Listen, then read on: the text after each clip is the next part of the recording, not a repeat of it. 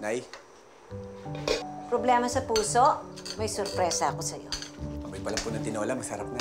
Siyempre, para sa'yo, espesyal. Nag-abala pa ho kayo, Nay. Huwag kang mag-alala, hindi naman ako nahirapan eh. Espesyal ang tinola ko dahil dito. Wow! Nori Cubes!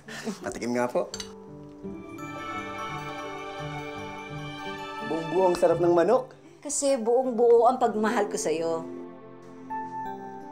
Walang problemang hindi nalalampasan sa malinamnam na usapan. Jack, bati na tayo. Please.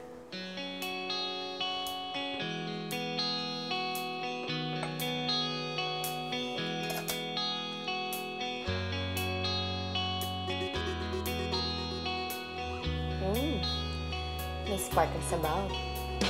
Mas tinola is the one.